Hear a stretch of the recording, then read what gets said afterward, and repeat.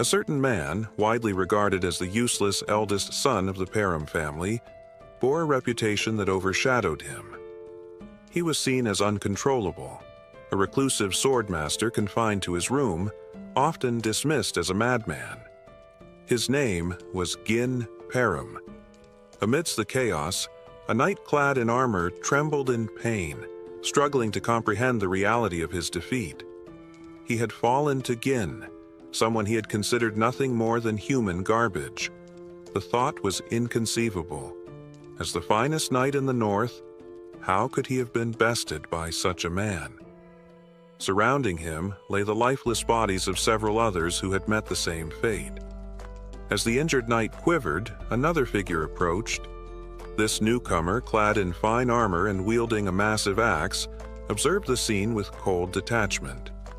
He remarked on the substantial expense he had incurred in setting up the traps, his tone devoid of emotion. His icy gaze bore into the injured knight as he casually asked if the surroundings were to his liking. Enraged, the knight struggled to accept that someone like Gin, whom he deemed a worthless bastard, could have orchestrated such a scheme. Through clenched teeth, he demanded to know if Gin had foreseen everything. Without hesitation, Gin stepped closer, his expression unyielding, and revealed that he had anticipated every detail. He spoke of knowing their numbers, the identities of their spies, and even the source of their reinforcements. With chilling calm, he informed the knight that every move had played directly into his hands. Overwhelmed by the revelation, the knight refused to believe it. Raising his voice, he declared that he always had a hidden ace up his sleeve and demanded to know how someone as insignificant as Gin could have orchestrated such a victory. But before he could finish, Gin silenced him with a brutal kick to the face. "Stop talking," he commanded. Removing his opponent's helmet, Gin made his intentions clear. He would not only win this battle, but every war to come. Smiling, he confidently stated that victory was assured because he held every plan necessary for triumph. The narrative shifted to a year earlier, inside a soldier's camp near the Param estate, within the kingdom of Lithuania. In one of the tents, Gin awoke abruptly, his heart pounding as he realized he was still alive. Instinctively, he reached for his neck, his fingers trembling as he confirmed his survival. His mind raced, memories flooding back to him. The last thing he remembered was kneeling in defeat, his sword knocked from his grip, blood dripping from his mouth. Above him had stood a knight, distinguishable by his red hair and golden armor. That knight, known as the noble warrior Eden, was one of the 7 strongest men on the continent. With a voice heavy with finality, Eden had declared the war over. Pointing his sword at Gin's throat, he had asked if the defeated man had any last words. Struggling for breath, Gin had admitted his only regret, his failure to fulfill his vengeance.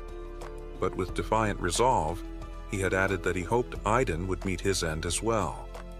The noble knight had merely smirked, dismissing Gin's words as arrogance. He had gone on to taunt him, revealing that he knew of Gin's past, the fact that he was the eldest son of the fallen Parum household, the same son who had abandoned his family after the death of his sister. Gin had been taken aback. How could a man from a different kingdom know so much about him? Eden, reading his surprise, had explained that he had worked tirelessly to track him down. Then, with a cruel smile, he revealed something even more shocking. The Parum family's downfall had not been the work of one enemy alone. The Duke Deline household had not acted alone. Iden and his allies had conspired to bring them down. Gin had been stunned by this revelation. His mind reeled, struggling to process the weight of the betrayal. But before he could react, Iden had raised his sword, pressing the blade against his throat. "No need for more words," he had said coldly. "Accept your fate." But Gin had refused. Filled with fury, he had vowed never to forgive him. Unmoved by his defiance, Iden had struck the decisive blow, severing his head with a single stroke. The scene abruptly shifted back to the present. Gin stumbled forward, his breath ragged as he reached for a barrel of water. Gazing into its reflective surface, his hands trembled as he confirmed that his head was still attached. Confusion gripped him. Was he hallucinating? His mind struggled to reconcile what had happened. Looking around, he realized something even stranger. He appeared younger than he remembered. Suspicion gnawed at him. Had he been captured? Used as an experiment by mages? If so, he would make them pay. His eyes fell on a sword resting beside the barrel. His fingers twitched as he considered his next move. But before he could act, a voice called out to him. "Young master!" A figure entered the tent, his tone calm yet firm. He stated that he knew Gin was awake and urged him to come outside. The man, Ricardo, a soldier serving the Param household, stepped closer. Gin reacted instantly. In a flash, he moved behind Ricardo, pressing the sword against his neck. Startled, Ricardo froze, but rather than panic, he simply sighed. "Young master," he said, his tone steady, "you're crossing a line." Gin narrowed his eyes. Despite the blade at his throat, Ricardo remained unfazed. For the first time since awakening, uncertainty flickered through Gin's mind. With surprising nonchalance, Ricardo shoved Gieson back and pointed out that he'd exhausted himself earlier with a tantrum before passing out. He then reminded Gieson of his earlier outburst about wanting to lead a raid against the orcs. Still disoriented, Gieson accused Ricardo of talking nonsense, but Ricardo remained unfazed.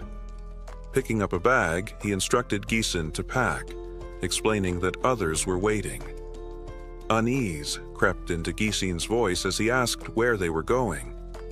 Ricardo, already walking past him, replied without looking back, "The Perum estate." Stunned, Gieson grabbed Ricardo, demanding clarification. "You mean that Perum estate?" he asked, his voice filled with disbelief. The scene shifted. Now standing atop a cliff, Gieson stared at the estate in the distance. It was unmistakably the Perum estate. But something was wrong. It looked untouched, pristine. Yet, in his memory, he had seen it burn to the ground. How could it still be standing? Ricardo, stepping closer, eyed Gieson with suspicion. "What's with you? Having a nightmare?" he asked. He scoffed at the idea of calling the Perum estate fallen, warning that the Count would have him thrown out for such words. But Gieson barely heard him. His mind reeled. This had to be a dream. Pinching his cheek, he winced at the sharp pain. Reality sank in. It wasn't a dream. His reflection confirmed it. His face was younger, untouched by the scars of war. His estate was whole. And in that moment, the truth hit him. He had returned to the past. Memories of his younger self surged forward. Resentment toward his family, his immaturity fueled by inferiority, the constant criticism that drove him away. He had left, survived countless battles as a mercenary, and earned a fearsome reputation. But when he finally returned home, there was nothing left. His estate, his family, gone. Now standing before it once more, intact and unscathed, relief flooded through him. A laugh burst from his lips, uncontrollable, teetering on the edge of madness. He almost wanted to sing, but the moment was fleeting. Ricardo's words from earlier resurfaced in his mind. A raid. On the orcs. His blood ran cold. He remembered that raid. The disaster. The deaths. In his past life, he had joined the mission eager to prove himself. Reports claimed there were only 3 orcs. Overconfident, he insisted on leading. But when the squad encountered over 20, it turned into a massacre. Nearly everyone perished. Not this time. He would change the outcome. He would handle the monsters strategically.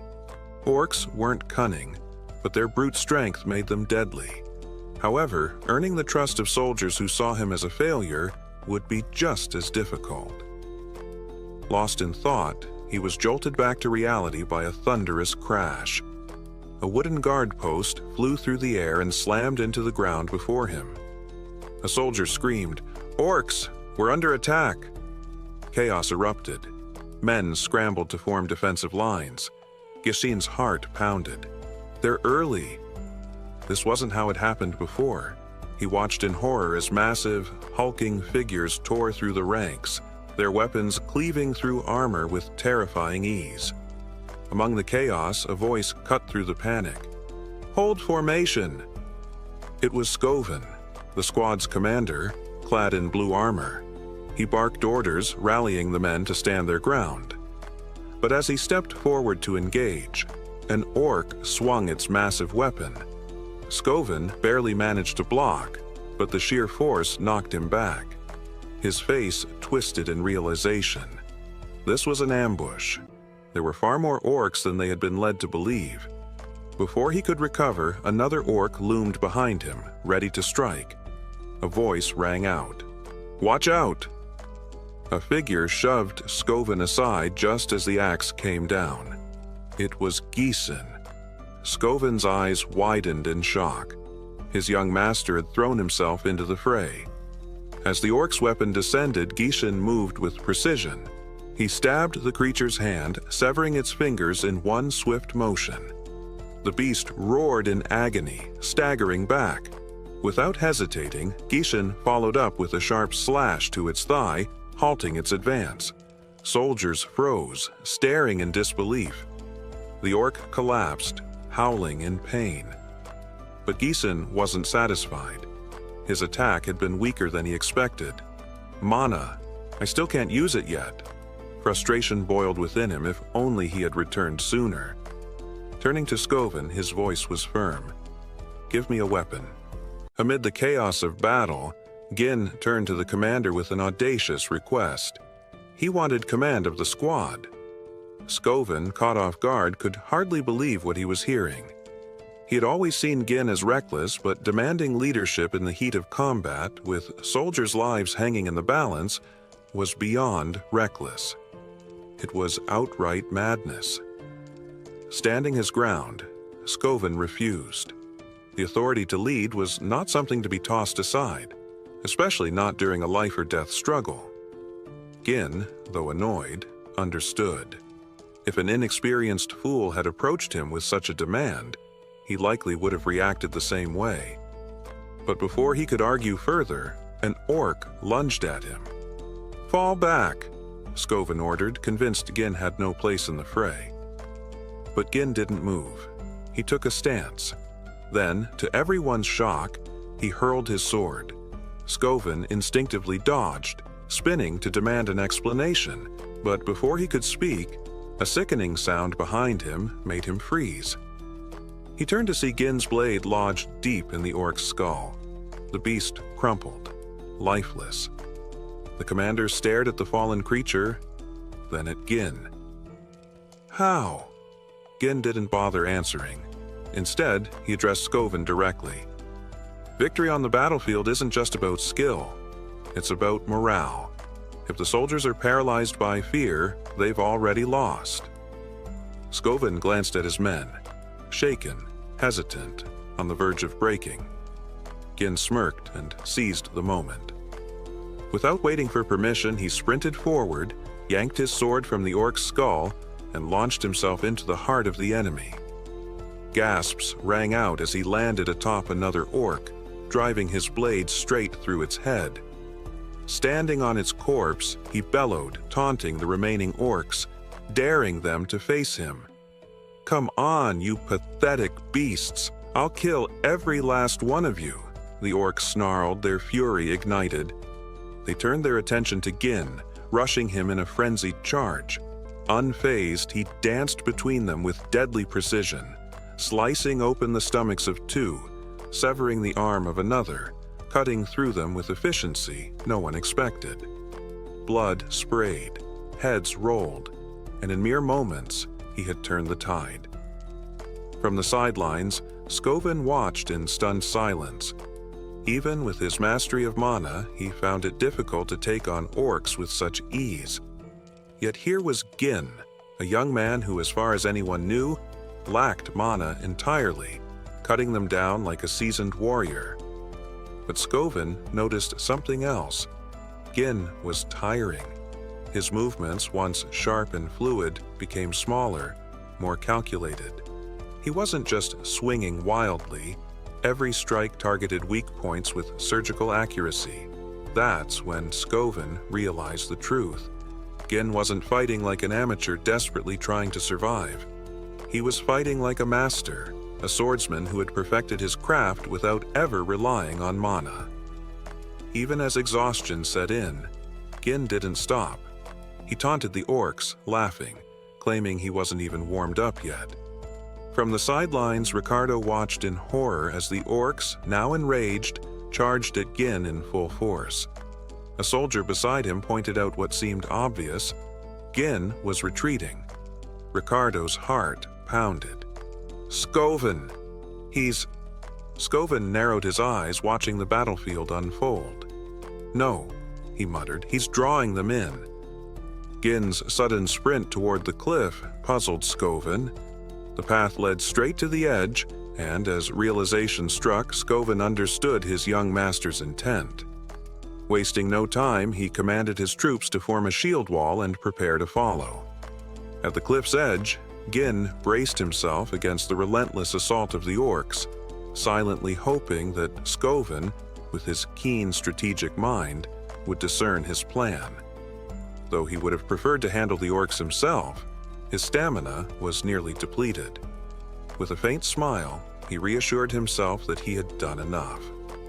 As if on cue, the orcs turned at the sound of advancing soldiers. Scoven and his men, spears raised, their shield wall unyielding, charged forward. The sight caused the orcs to hesitate. Seizing the moment, Gin grinned and declared the timing perfect. Without hesitation, he leapt off the cliff. The instant Gin vanished from sight, Scoven shouted the order. His troops surged forward, driving their spears into the monsters and forcing them back. Overwhelmed, the orcs tumbled one by one over the edge, their massive bodies crashing to the ground below, staining the earth with blood. As the dust settled, the soldiers stood in stunned silence, marveling at their victory. They had triumphed against overwhelming odds. But Scoven wasted no time in celebration. He rushed to the cliff's edge, calling out for Gin. Relief flooded him when he spotted his young master clinging to the rock face, his sword embedded deep to hold him steady.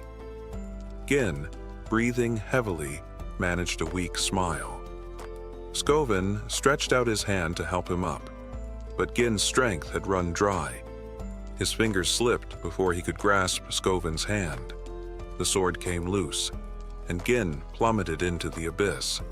Scoven and his soldiers could do nothing but watch in horror. Darkness swallowed him, and then a hazy memory surfaced.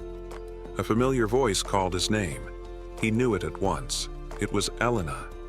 Visions of his sister flooded his mind, her tear-streaked face when their mother died, her gratitude for his care, the bitter words she once hurled at him claiming she hated him. The memories blurred, and suddenly he saw a much younger Elena, tugging at his sleeve, begging to go with him. Gin's eyes snapped open. He was lying in a room, a damp cloth resting on his forehead. The realization dawned. His soldiers had managed to save him. Relief washed over him, but the dream's lingering presence unsettled him. Attempting to sit up, a sharp pain shot through him, his body trembling from the toll of battle. The door creaked open and a white-haired maid entered. Belinda. Her face lit up with relief as she spotted him awake. Setting a bucket down, she scolded him gently, reminding him that she had warned him to leave the battle to the soldiers. Before she could say more, Gin suddenly lurched forward, pulling her into a tight embrace. Belinda froze, startled by her master's uncharacteristic display of affection. Confused, she asked if she had done something to offend him, but Gin only tightened his grip, assuring her that he was simply happy to see her. Since childhood, Belinda had been his personal tutor, standing by his side despite his reckless antics. Yet in his past life, after the Perum family fell to ruin, she had vanished. He never saw her again.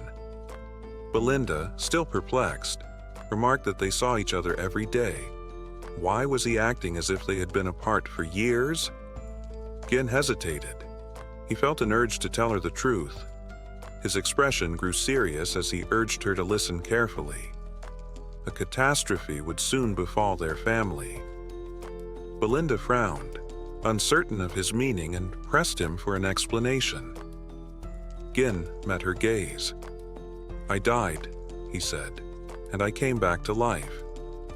For a moment, silence hung between them. Then Belinda laughed, assuming he was exaggerating due to his brush with death. Gin shook his head.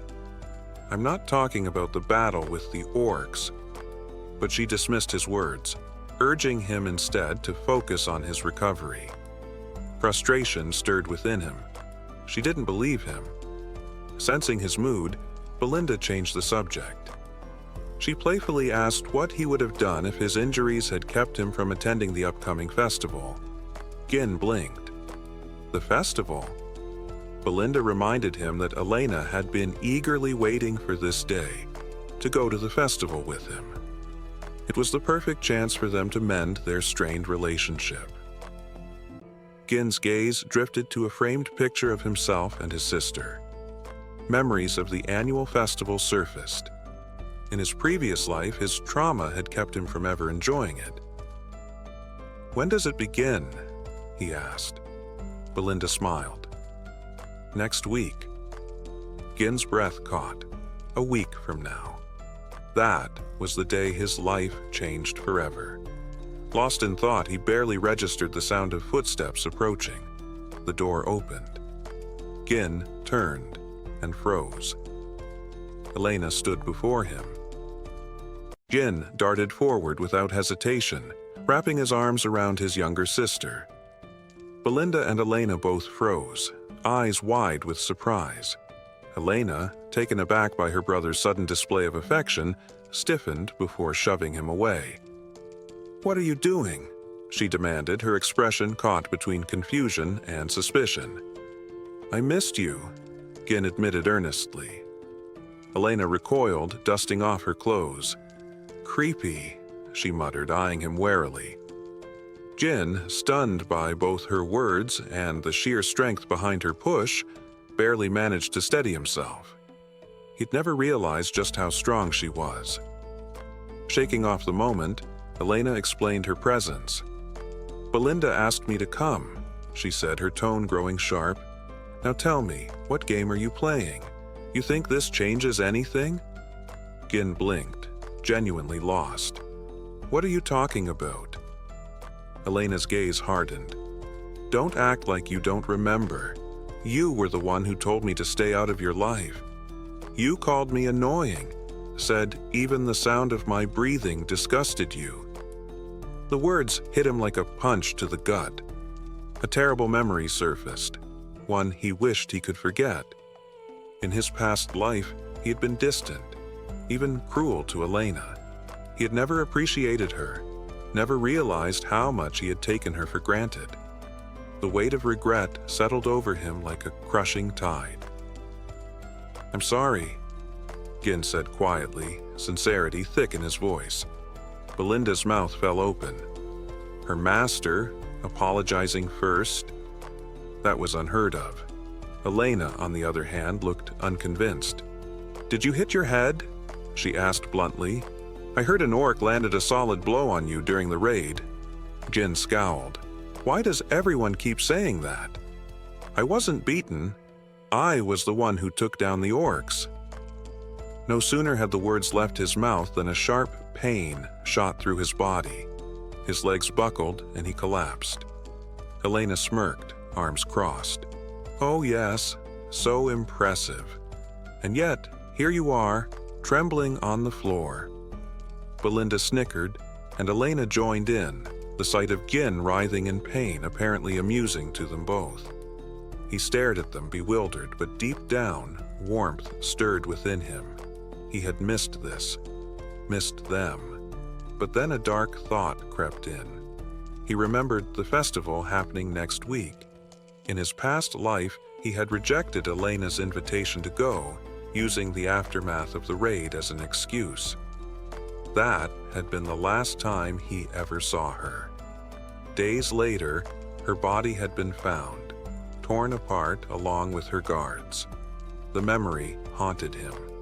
Before he could dwell on it further, a knock at the door shattered his thoughts. Two armored men entered, Jamal and Philip, Elena's bodyguards. Jamal inclined his head. "Lady Elena, we're ready whenever you are." Elena sighed, rubbing her temple. "I told you to wait outside." Jamal looked sheepish. "Apologies, my lady, but the servants have asked for your help overseeing the festival preparations." Gin's brows furrowed. "Why are the maids asking you to do that?" Belinda rolled her eyes. "Because you're useless," she said flatly. "You spend all your time lazing around while the estate struggles. There's a workers' shortage. Genius." Gin stiffened. A shortage? That was news to him, but thinking back, it made sense. He had never once paid attention to the affairs of the estate before. Elena exhaled. "I need to go." She turned to leave, but Gin took a step forward. "I'll help," he said. Both Elena and Belinda stared at him as if he had just grown a second head. "You must have been hit really hard," Elena muttered. Later, as the town bustled with festival preparations, Gin trailed behind Elena despite her repeated protests. "You're just going to scare everyone," she huffed. He shrugged. "Is that really how you treat someone offering to help? If you really want to help, go back to the manor and stay out of the way," she snapped. Gin barely listened, his mind elsewhere. In his previous life, Elena's body had been discovered near the slums, far from the festival grounds. Someone had lured her there. But who? And why? If he wanted to prevent history from repeating itself, he needed to know every inch of the estate, every potential danger.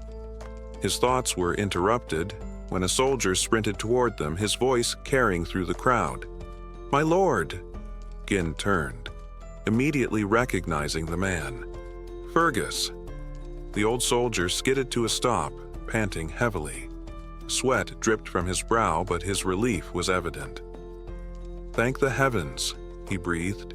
"You're alive." Fergus grabbed Gin's hands, his grip firm. "Forgive me, my lord. I came the moment I heard about the orcs. I am your loyal servant, always." Gin stared at him, his chest tightening. Fergus had been loyal even in his past life, yet Gin had never truly appreciated it. This time, things would be different. Gin, growing weary of the endless mentions of the raid, brushed off the conversation with an impatient wave. Elena, ever the opportunist, turned to Fergus with a knowing grin. She praised his prompt arrival before slyly adding that her brother had been acting strangely since regaining consciousness. With exaggerated concern, she pleaded with Fergus to escort Gin back to his quarters. The old soldier, seeing no reason to refuse, nodded in agreement. Gin, however, clenched his jaw in frustration. His reputation as a reckless troublemaker was proving to be more of a curse than he had anticipated. Even now, it hindered him from making decisions without interference. Realizing that pushing back would only deepen their suspicions, he chose a different approach. He would postpone his investigation of the castle for now. Instead, he turned to Fergus with a request of his own. "Take me to the old training grounds," he said firmly. Fergus hesitated, clearly taken aback. "The training grounds? Why?" Gin's expression was unwavering. "I want to train." The veteran soldier stared at him, scanning his face for any signs of deception. After a long pause, he finally exhaled and gestured for Gin to follow. Upon arrival, Gin found himself unexpectedly impressed. The training ground was in pristine condition, far better maintained than he had expected. Weapons were neatly arranged, the soil was firm but well kept, and not a single speck of dust marred the equipment. It was a stark contrast to the crude and worn-out facilities he had used during his mercenary years. Fergus watched Jin take in his surroundings before explaining, "It's always been ready, in case you ever decided to use it." His voice carried an air of quiet conviction. "I always believed you'd grow out of that reckless phase." Gin was momentarily at a loss for words. The old soldier's unwavering faith in him, despite everything, struck a chord deep within him. Smiling faintly, he reached out and tapped Fergus's armor. "I don't plan on dying anytime soon," he said, his tone lighter than before. Then his expression darkened slightly as he added, "Death is an experience I never want to go through again." Fergus stiffened at those words, studying Jin with narrowed eyes. "You talk as if you've already been through it," he said cautiously. Jin smirked, sharp as ever. He met Fergus's gaze and spoke plainly. "That's because I have. I died, and now I'm back." Fergus frowned, unimpressed. "I don't have time for nonsense, boy," Jin chuckled. "Then don't waste your time arguing with me. Just leave. I'm going to train." Though clearly skeptical, Fergus knew better than to push the matter. Bowing slightly, he took his leave. Once alone, Gin finally allowed himself a moment of reflection. His past life had been riddled with mistakes.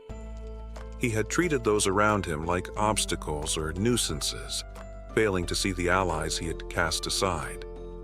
That ignorance had cost him dearly. He remembered it all too well.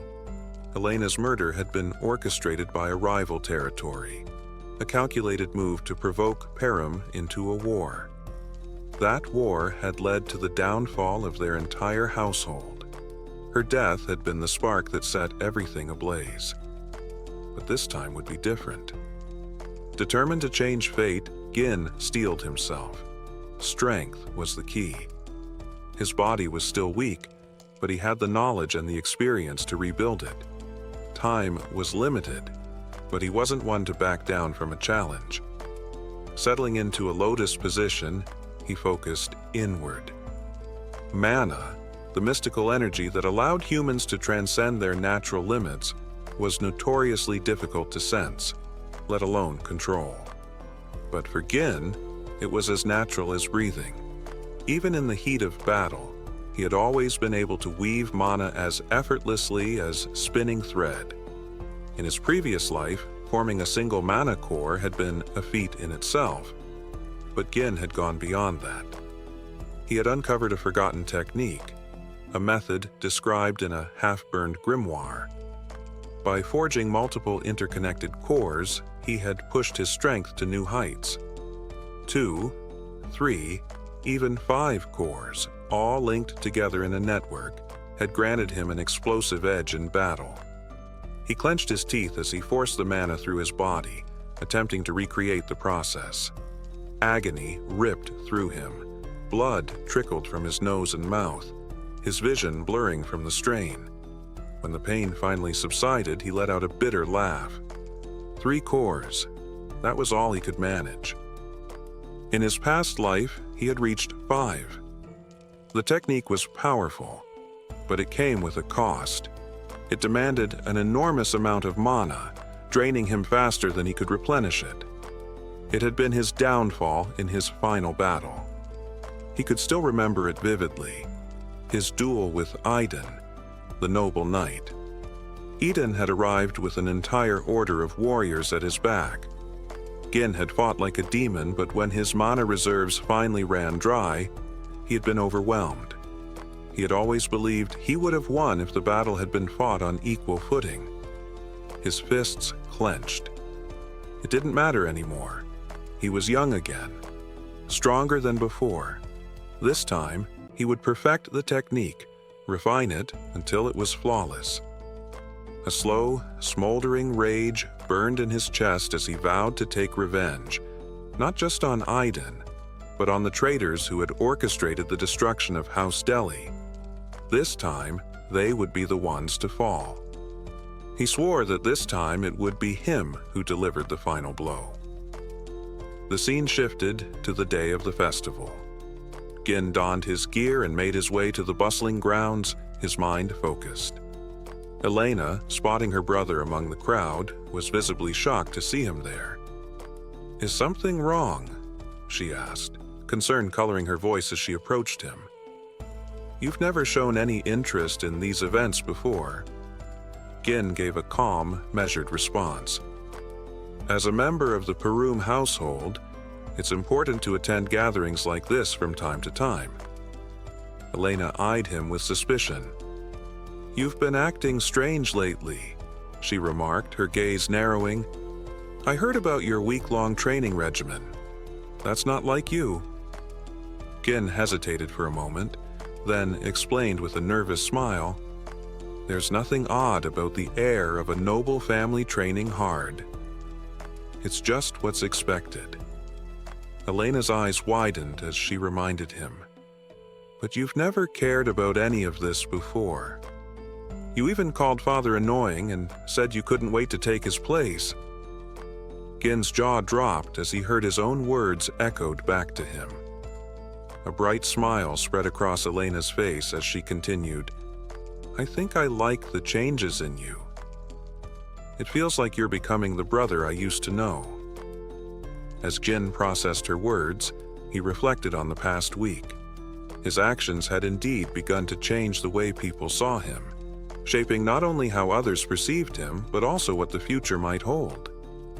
While Gin was lost in thought, he noticed Belinda giving orders to Elena's bodyguards. She told them to handle any potential problems caused by Gin themselves, stressing the need to avoid trouble, especially with so many visitors around.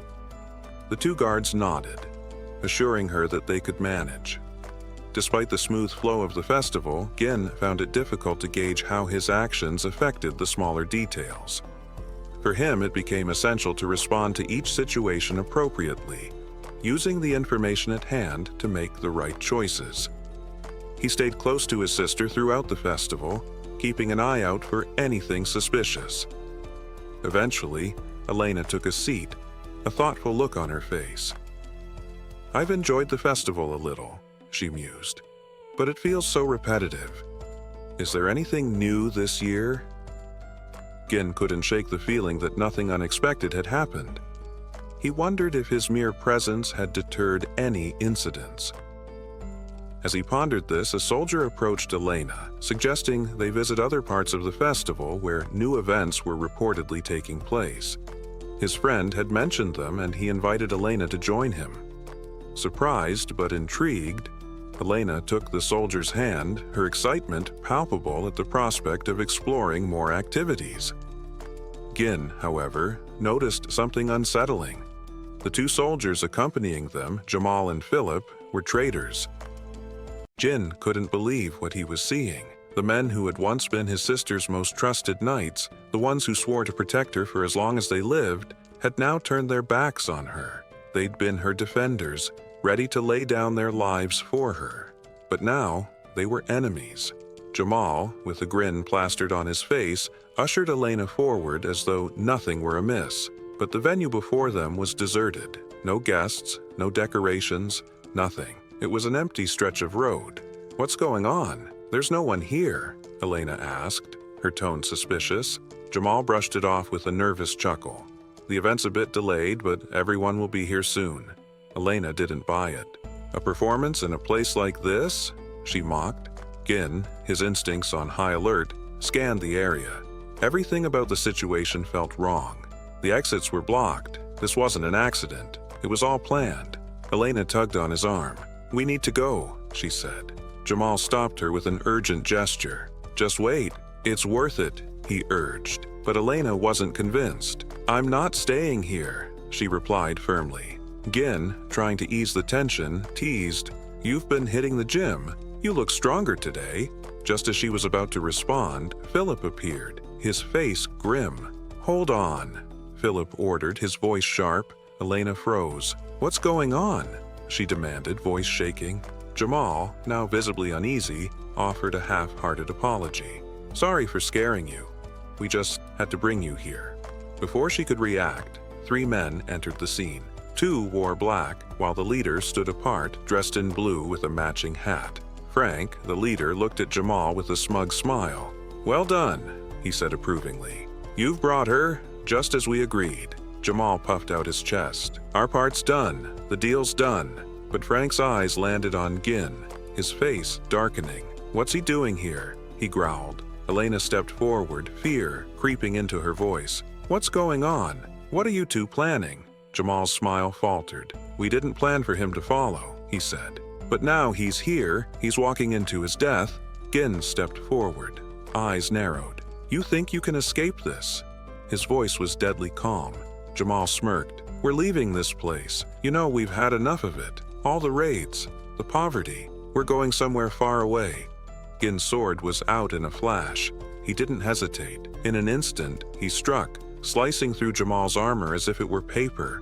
Jamal collapsed, dead before he hit the ground. Gin stood over him, voice cold. "Those who run away don't get to betray their own." Gin turned to Philip, who was already moving to grab Elena. Philip's face twisted with rage as he spat at Jamal's corpse. "Idiot," he muttered, disbelief and anger mixing in his voice. "A knight brought down by an amateur?" Before Philip could draw his sword, Gin was already on him.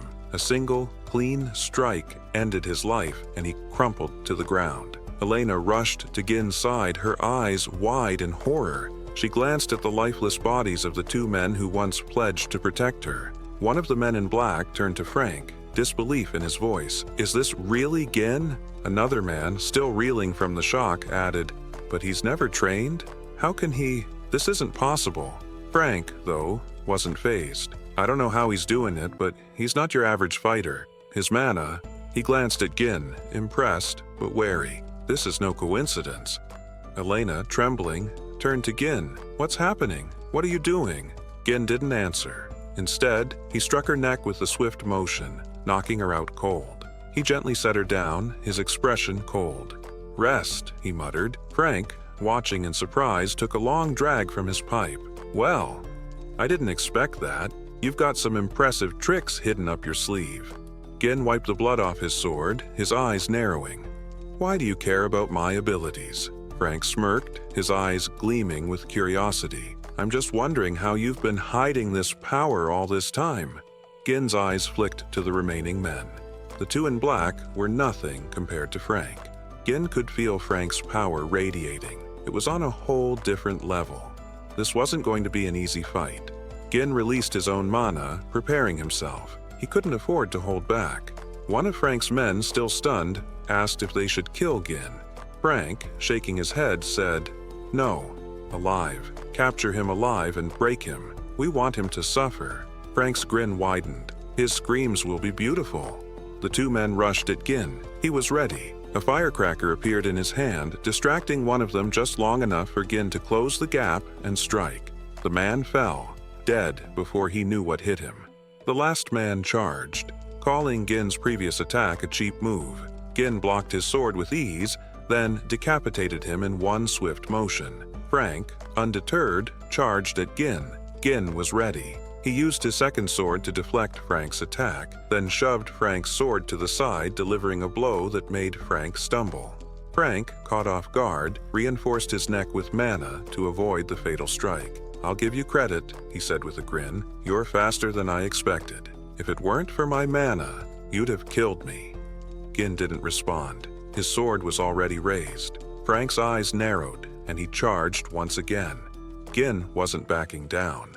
This was far from over. Shoving Gin back, Frank sneered at his feeble mana, arrogantly confident in his inevitable victory. However, Gin's smile in response unsettled him, causing Frank to hesitate in confusion. Seizing the moment, Gin parried Frank's sword and threw off his balance. He followed up with a swift kick to Frank's face, sending him stumbling backward. Wiping the blood from his mouth, Frank smirked and reminded Gin that his attacks were futile against his reinforced mana. Yet, moments later, Frank coughed violently and collapsed to his knees, stunned by the unexpected strength of Gin's blow. He struggled to comprehend how Gin's seemingly weak mana had bypassed his defenses. Gin slowly closed in, revealing that he had suspected someone of orchestrating his sister's death, but never imagined the true culprit. With a piercing gaze, Gin unleashed his third core, dramatically boosting his mana. Frank, visibly shaken, couldn't react in time before Gin appeared right in front of him, moving faster than Frank's eyes could follow. Gin's strikes came relentlessly, each one heavier than the last. Despite his best efforts, Frank's arms went numb under the assault, and his sword was close to breaking. Frank tried to regain his composure, reminding himself that excessive mana surges usually had limited effects, but Gin's burst defied all logic. It was as though Gin had completely transformed. Seeing Frank faltering, Gin shattered the assassin's weapon with a decisive strike. Without hesitation, he drove his sword deep into Frank's torso, causing Frank to cry out in agony.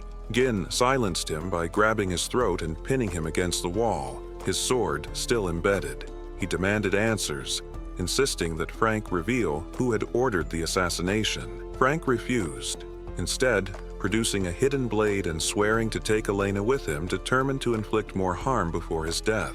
Before he could act, strings wrapped around his wrist, halting his movement. Gin, controlling the strings with cold precision, warned Frank not to make any rash moves. Gin then proposed a deal, offering to sheath his sword if Frank complied and refrained from further resistance. Frank, stunned, realized the threads binding him were made of mana, something he couldn't fathom how Gin had created with such precision. Gin drove his sword deeper into Frank's body and remarked that someone of Frank's skill should be able to patch up the injury.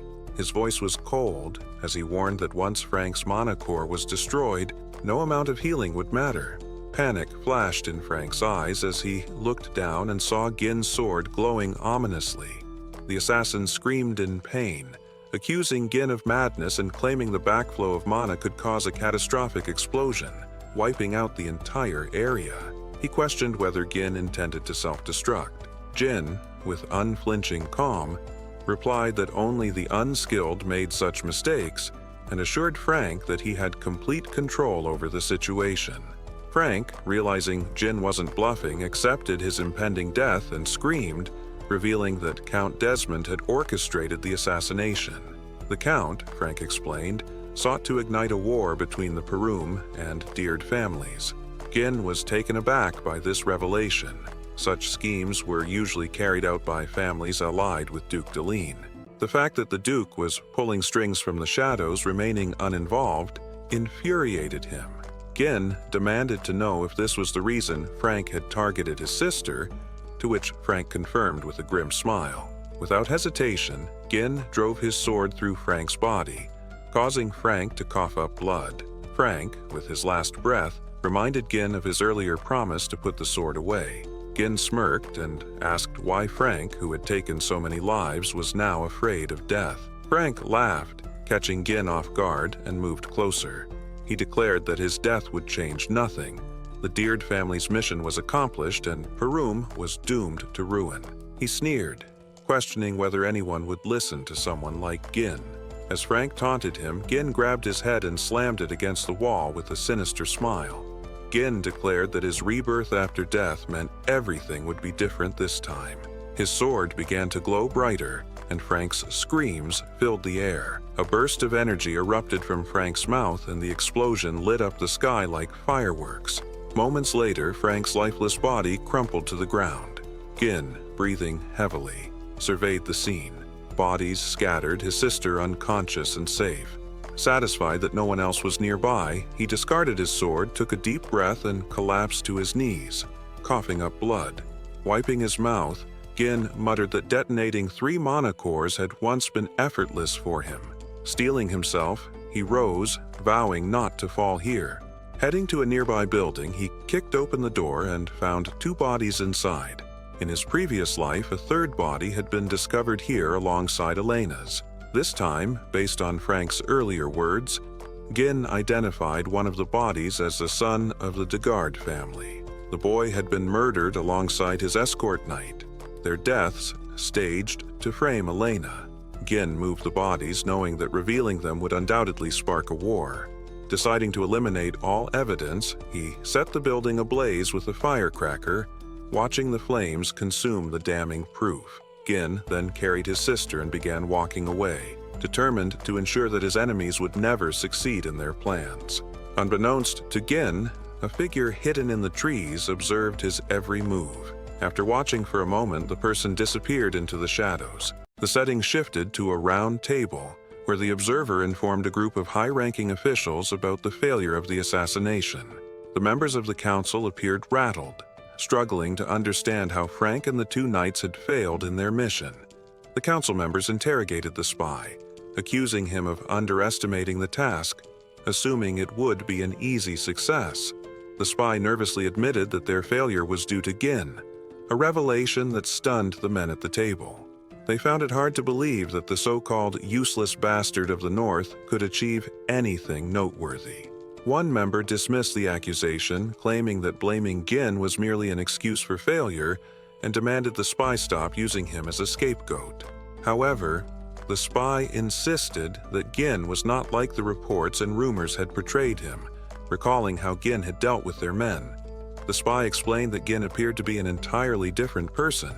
He reassured his superiors that their plans to eliminate the D-Guard family were still intact, and that starting a territorial war would not be difficult. Pleading for another opportunity, the spy promised to fix his mistake.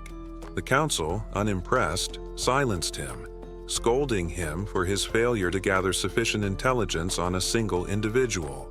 They condemned him for delaying their plans and were outraged by his request for another chance after such a failure. The group decided to eliminate the spy, but before the order was carried out, a man sitting on a throne intervened.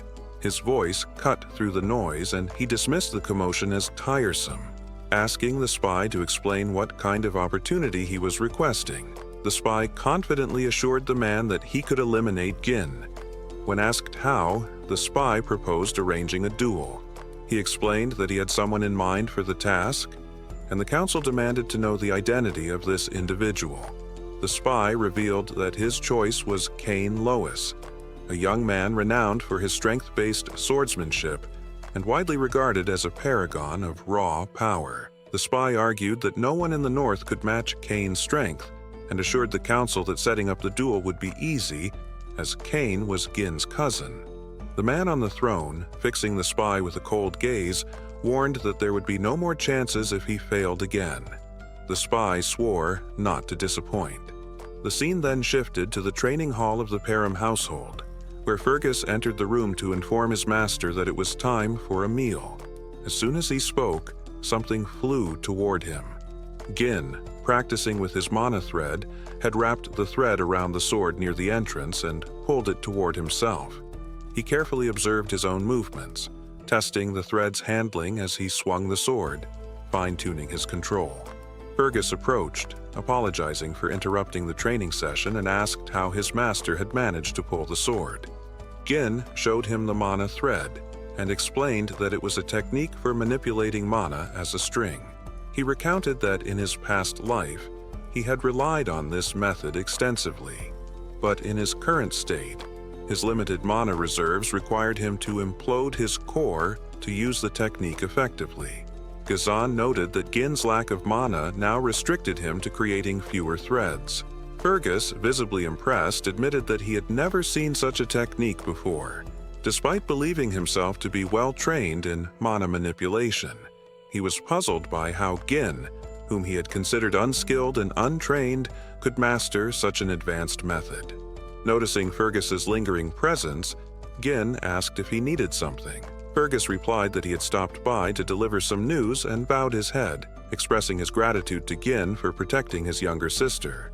Gin, surprised by the old man's gesture, replied that he had merely done what was necessary and invited Fergus to join him for a meal. The next day, the festival was temporarily halted, as expected, following the incident involving a knight's attempt to traffic the young lady inside the castle. Helena voiced her frustration to her brother, lamenting that no one believed her when she said he had saved her. She urged Gin to speak up and set the record straight. Gin reassured her that it wasn't necessary, adding that no one would believe him either. Belinda, overhearing the conversation, was visibly irritated. She expressed her disgust at Jamal and Philly, declaring that she had always suspected the two knights were perverts and accusing them of trying to take Elena for their own gain. Jin, meanwhile, felt a sense of relief knowing his sister had survived the ordeal and that he had managed to avert the potential war. Despite that, he was acutely aware that their enemies would not let up easily. Realizing that he couldn't confront these threats on his own for much longer, Gin concluded that it was essential to create his own military force. As he contemplated his next course of action, a maid entered the room with a food cart.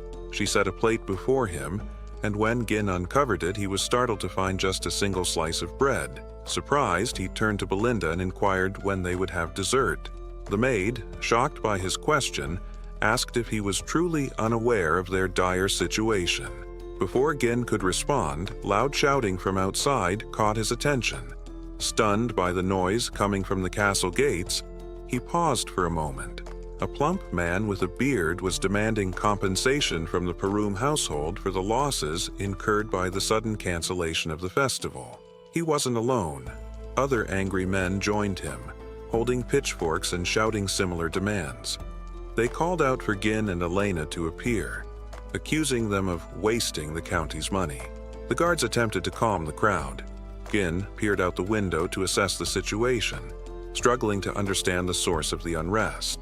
Belinda, standing beside him, explained the situation. She told him that the county's economy heavily relied on merchants, whose prosperity depended on the profits generated by the festival. While last year's event had been profitable, this year's sudden cancellation had left many merchants in distress, and their anger was understandable. Gin was taken aback, not realizing how fragile the county's financial situation had become. Recognizing the potential danger if the merchant's anger continued to escalate, he decided to take action. He turned to Fergus and asked about the soldiers' current status, ordering him to deploy them to quell the disturbance. However, Fergus revealed that there were no soldiers available. Gin was shocked by this news, and Fergus explained that most of their forces had been sent to the Forest of Monsters for reconstruction after an orc raid. Frustration spread across Jin's face as he processed the situation. Perum was caught in an ongoing struggle, squeezed between barbarian raids from the north and the looming threat of monsters from the forest on the other side. The difficulties of governing the region were becoming clearer by the day, and Gin realized that swift and strategic action was necessary to manage the growing unrest. Struggling to accept their harsh reality, no money and no soldiers, he pulled Belinda aside and reminded her that she was responsible for managing his finances.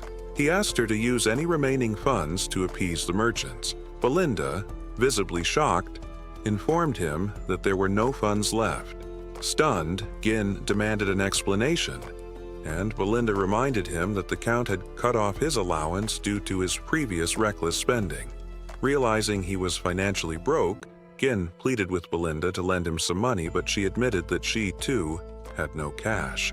The scene shifted to Gin, gazing out the window at the town below, his mind racing. He couldn't believe how precarious their situation had become. Without money, even his foreknowledge of the future seemed to offer no advantage. Gin began to wonder if there was anything in their current situation that could change their fortunes. As he pondered this, Ricardo suddenly burst into the room, breathless. Startled, Gin asked why he was in such a rush. Ricardo, visibly distressed, informed him that there was an issue. Kane wanted to see him. The mention of Kane shocked Gin. The scene shifted once more to Scoven, who was struggling to stay on his feet. His face was battered and his opponent struck him again, delivering a blow so powerful it pierced his chest plate and sent him crashing to the ground. Outside the tavern, Gin arrived just in time to witness the commander's collapse. Scoven, noticing Gin, weakly called out. Gin, irritated by the sight, turned his gaze to Kane, who greeted him with a wide grin. Facing Gin was a towering young man, Kane Lowes, the heir to Lowes County. Gin recognized him immediately, memories of their past flashing through his mind. Kane had always been a mix of friend and rival, a figure who stood both beside and above him. As Kane strode up the stairs, Gin turned to Ricardo for an explanation. Ricardo wasted no time in revealing the situation. He and Sken had come to the tavern to investigate reports of an incident. Upon arrival, they had stumbled upon Kane and his personal knight. Kane, having recognized them, had immediately begun asking questions about the rumors surrounding Gin. When Skov had tried to explain, Kane had cut him off with a sinister smirk, gripping his jaw tightly. Without hesitation, he accused Skov of daring to deceive the heir of Lowe's County, then proceeded to pummel him. With Skov subdued, Kane turned his attention to Ricardo, demanding the truth. The rumors claimed that Gin, a man with no formal training, had somehow managed to defeat an orc with his bare hands and take down a group of treasonous knights single-handedly. Kane scoffed, dismissing the story as absurd. He claimed he had only been trying to teach the commander a lesson to bring him back to reality. Then his gaze shifted fully to Gin, his lips curling into a sneer. He accused him outright, saying that none of this chaos would have unfolded if Gin hadn't spread lies. Gin's mind wandered back to his past encounters with Kane. His arrogant cousin had always looked down on him, treating him like an underling rather than an equal. Every time Kane visited Param, trouble followed in his wake, yet no one dared to challenge him due to his status. His confidence and reckless nature were celebrated as signs of a future leader, while Gin's quiet demeanor was seen as weakness. Yet, instead of reacting with anger, Gin did something unexpected. He smiled. Kane's expression faltered for a split second. He had been expecting fury, perhaps even an impulsive attack, but certainly not this. Hours earlier in Lowe's County, a spy had approached Kane with an intriguing proposition: eliminate Gin. Initially, Kane had been taken aback, but curiosity kept him listening. The spy assured him that if he succeeded, those in power, the ones who truly mattered, would back his family. Kane had considered the request. Defeating Gin wasn't a challenge, but outright killing the heir of another noble house was no simple matter. He had questioned how such an act could be pulled off without causing an uproar.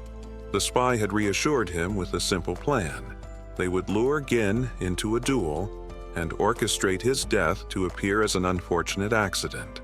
The fight would seem like a mere dispute between noble heirs, nothing more.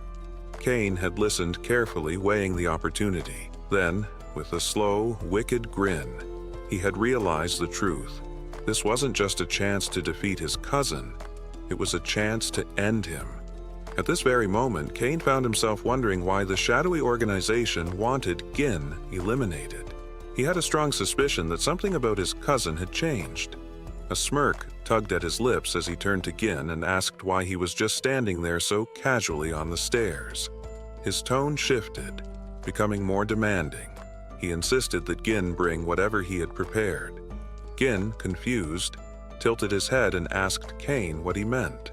With an amused chuckle, Kane reminded him of the festival's interruption and insisted they should make up for it by having some fun. He spoke as if they were still partners in crime, bringing chaos wherever they went. With a dark gleam in his eyes, Kane asked if he was wrong.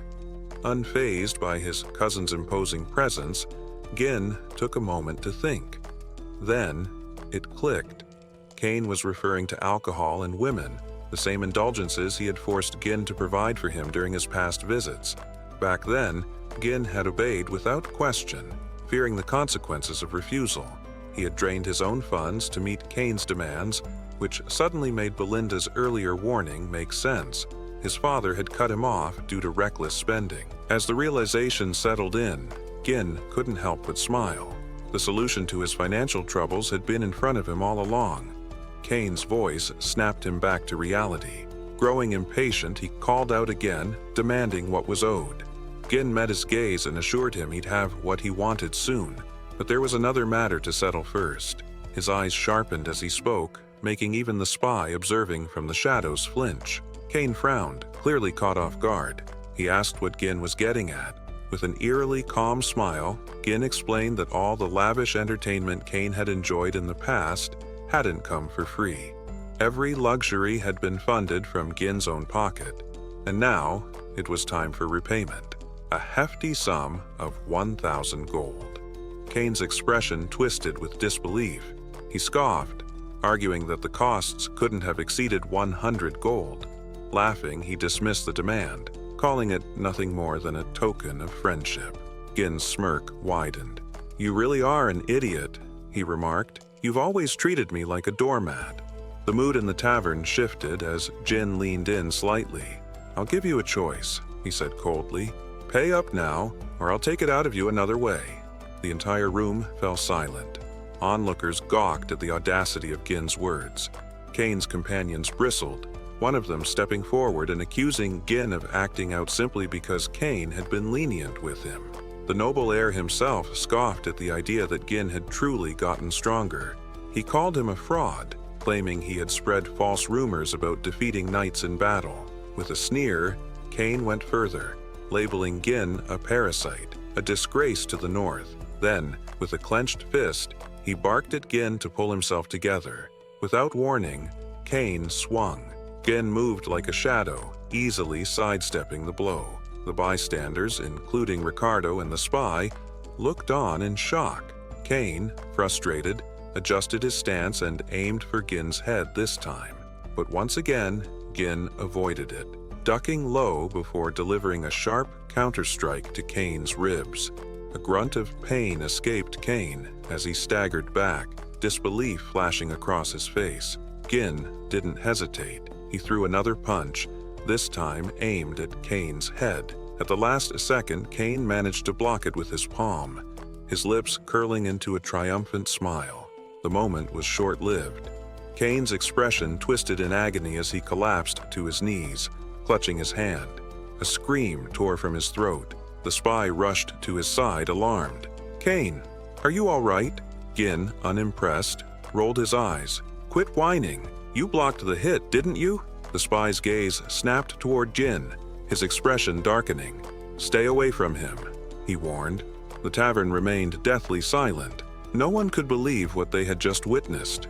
Cain, once seen as an untouchable force, had been brought low before their very eyes.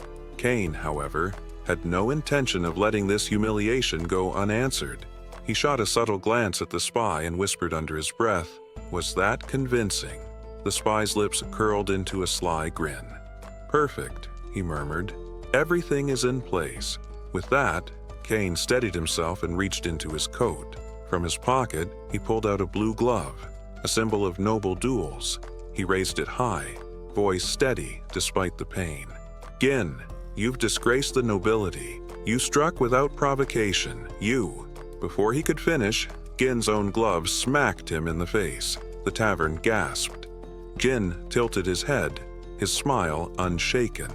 "Cain Lowe's," he said smoothly, "you just insulted an heir and attacked my knight. In doing so, you've tarnished the dignity of the nobility." His eyes gleamed. "Do you intend to deny it?" Cain clenched his jaw, taking a deep breath before letting out a laugh. He had always thought Gin was a fool, but he hadn't expected him to dig his own grave this thoroughly. With a slow, deliberate motion, Cain drew his sword. "Fine," he said, his voice dripping with menace. "If you want a duel, I'll give you one." His eyes darkened with promise. "And I'll make sure you regret it." His grip tightened on his blade. "Even if it costs me my life." Gin called out to Ricardo, who immediately responded to his command. Gin instructed him to bring the merchants who were protesting outside the castle, though Ricardo hesitated, clearly taken aback. Gin, now wearing a smile tinged with madness, reassured Ricardo that the merchants would make a substantial profit from this arrangement. Gin had realized that the cancellation of the festival had left both merchants and tourists frustrated, but he was confident that an event like this would reignite their excitement and ease the tension that had built up in the town. The scene shifted to a makeshift stage where Gin and Khan stood poised for a duel. The crowd around them buzzed with anticipation, eager to witness the confrontation. Many of them were eager to see Gin humiliated. and the atmosphere was charged with excitement. Merchants had reopened their stalls, selling goods to the eager tourists who had returned for the spectacle. Among the crowd, a rotund merchant loudly encouraged people to place bets, certain that Khan would emerge victorious. Confident in Khan's superiority, the merchants placed heavy wagers in his favor. Khan, resting his enormous sword on the ground, looked at Gin and questioned why he had turned a sacred duel into some kind of marketplace display. With a sinister grin, he warned Gin that his sword would not stop, even if Gin surrendered. Gin, unfazed,